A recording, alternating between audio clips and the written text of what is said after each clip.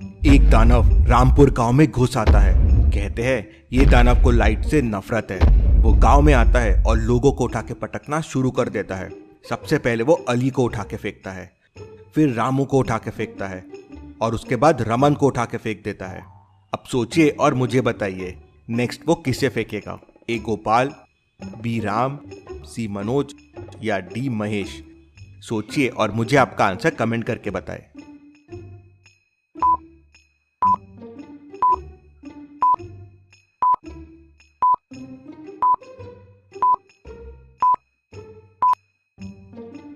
अगला वो महेश को फेंकेगा। अगर आप ध्यान से देखेंगे तो नेम्स के लेटर्स बढ़ रहे हैं। पहला है अली 3 लेटर्स, फिर है रामू 4 लेटर्स, फिर है रमन 5 लेटर्स, तो अगला हो जाएगा 6 लेटर्स और वो है महेश। दानव महेश को उठाता है और जोरों से पटकता है। ये देख सारे लोग डर जाते हैं और यहाँ वहां भागने लगते हैं। दानव फिर घरों को तोड़ना शुरू कर देता है। उसको सामने 3 घर दिखते हैं, ए, बी और सी। अब सोचिए और मुझे बताएं इनमें से कौन सा घर दानव तोड़ देगा? आपका आंसर मुझे कमेंट करके बताएं।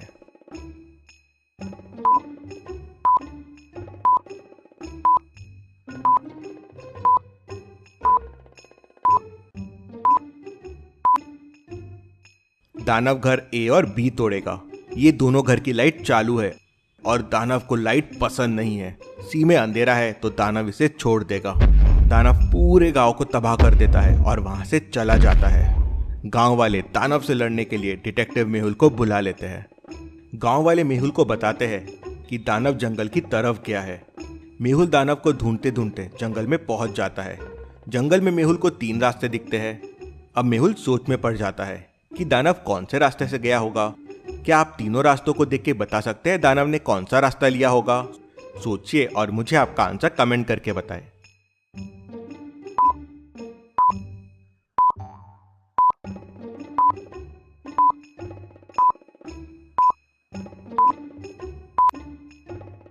पहले रास्तों के पैरों के निशान थोड़े छोटे हैं, दानव बड़ा है तो निशान भी बड़े होने चाहिए। दूसरे रास्ते में पैरों के निशान ही नहीं है और तीसरे रास्ते के पैरों के निशान देखिए, वो विशाल और बड़े बड़े हैं, मतलब दानव यहीं से गया होगा।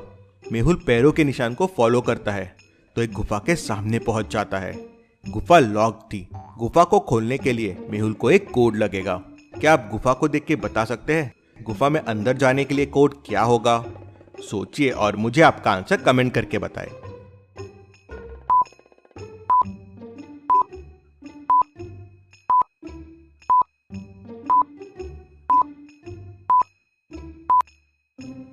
तो गुफा के अंदर जाने के लिए हमें ये इक्वेशन सॉल्व करनी पड़ेगी। 8 × 8 + 8 / 8।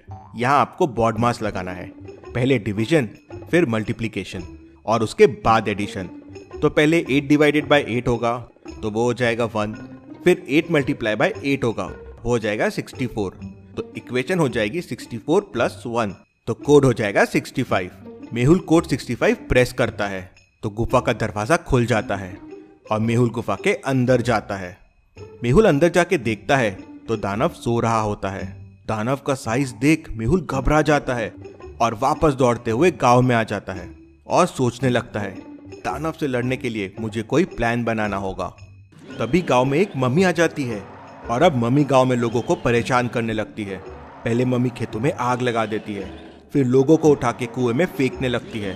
दिन में मम्मी और रात में दानव। गांव वाले परेशान हो गए थे। अब मेहुल को ही कुछ करना होगा। मेहुल सोचने लगता है। तभी मेहुल को एक आइडिया आता है।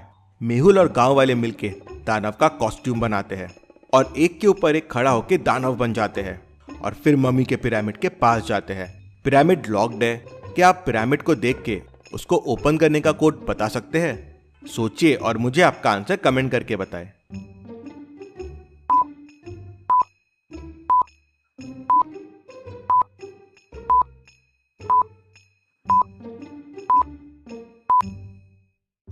लॉक खोलने के लिए आपको समझना होगा कि इसमें कितने ट्राइंगल्स है। यहाँ टोटल 13 ट्राइंगल्स है। 9 छोटे ट्राइंगल है, 3 ये मीडियम ट्राइंगल है और ये एक बड़ा ट्राइंगल है। तो टोटल हो गए 13 ट्राइंगल्स। नकली दानव कोड 13 प्रेस करता है तो पिरामिड का दरवाजा खुल जाता है और फिर वो मम्मी को आवाज लगाता है मम्मी तुम मुझे नहीं हरा सकती। ये आवाज सुन मम्मी को लगता है कि दानव उसे आवाज लगा रहा है, तो मम्मी बाहर निकल के आती है और दानव के पास आती है। मम्मी के पास आते ही कॉस्ट्यूम वाला दानव तेजी से असली दानव की गुफा की तरफ भागने लगता है और भागते भागते वहां पहुंच जाता है और वहीं पास वाली झाड़ियों में छुप जाता है। नकली दानव का पीछा करते करते मम्मी असली दानव की गुफा के सामने आ जाती है और उसकी गुफा के अंदर चले जाती है। उसके अंदर जाते ही मेहुल और गांव वाले मिलके गुफा का डोर बड़े वाले पत्थर से बंद कर देते हैं।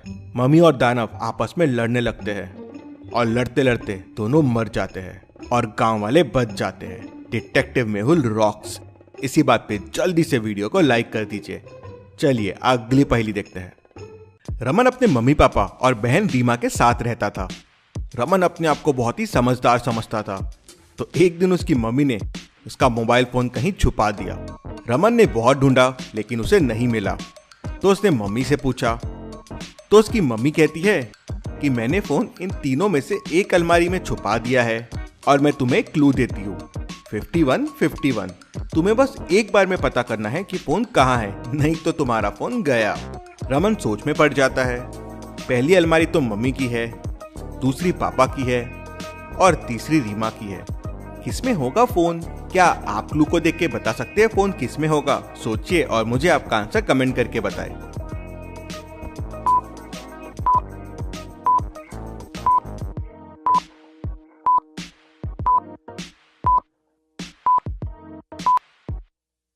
चलिए इसका आंसर देखते हैं। फोन पापा की अलमारी में है। 5151 को अगर आप हिंदी में लिखेंगे तो वो हो जाएगा पापा। रमन ये समझ जाता है और उसे उसका फोन पापा की अलमारी में मिल जाता है। चलिए अगली पहेली देखते हैं। रोहन बहुत ज्यादा ही पैसे खर्च करता था। सुबह उठते से बहुत सारा फूड ऑनलाइन ऑर्डर कर देता था, फिर अपनी कार में घूमने निकल जाता था, कहीं भी लॉन्ग ड्राइव पे निकल जाता था। अपने दोस्तों के साथ रोज पार्टी करता था और पैसे भी खुद ही देता था। हर वीकेंड पे बड़ी बड़ी ट्रिप्स प्लान करता था, लेकिन फिर भी वो लखपति बन गया। ऐसे कैसे? सोचो सोचो लॉजिकल आर्मी, और आपका आंसर मुझे कमेंट करके बताइए।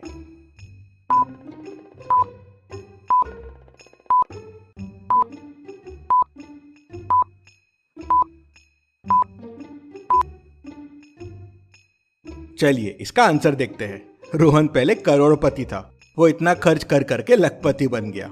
चलिए अगली पहेली देखते हैं।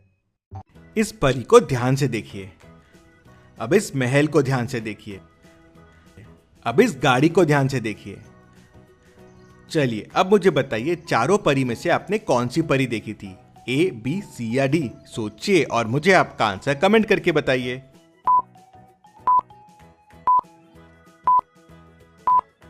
आपने परी डी देखी थी। चलिए अब इन चारों महलों को देखिए और मुझे बताइए आपने कौन सा महल देखा था? ए, बी, सी या डी? सोचिए और जल्दी से आपका आंसर कमेंट कर दीजिए।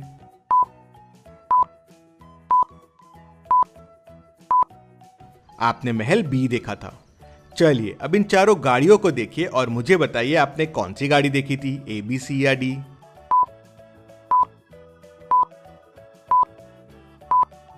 आपने गाड़ी ए देखी थी। चलिए अगली पहेली देखते हैं। गुप्ता जी की किराना दुकान बहुत चलती थी। गुप्ता जी ने 3 नौकर भी रखे थे, महेश, सुरेश और रमेश। एक दिन गुप्ता जी को अचानक कहीं जाना पड़ा, तो उन्होंने दुकान की जिम्मेदारी ये तीनों नौकर को दे दी। उसके बाद जब वो वापस आए तो देखा कि दुकान से 10,000 रुपए गायब है। उन्होंने तुरंत डिटेक्टिव मेहुल को बुला लिया। मेहुल को देख तीनों नौकर डर गए। डिटेक्टिव मेहुल ने तीनों नौकर से पूछताछ की कि कौन क्या क्या कर रहा था। महेश कहता है कि मैं तो पड़ोस वाले घर में राशन की होम डिलीवरी करने गया था। सुरेश कहता है दुकान का कुछ जरूरी सामान खत्म हो गया था तो मैं वो लेने गया था। रमेश कहता है साहब दुकान में एक ग्राहक आया था 1000 का नोट लेके, यहाँ छुट्टे नहीं थे तो मैं बाजू वाली दुकान में छुट्टे करने गया था। मेहुल तुरंत समझ जाता है कि कौन झूठ बोल रहा है। क्या आप सोच के बता सकते हैं कौन झूठ बोल रहा है? सोचिए और मुझे आपका आंसर कमेंट करके बताएं।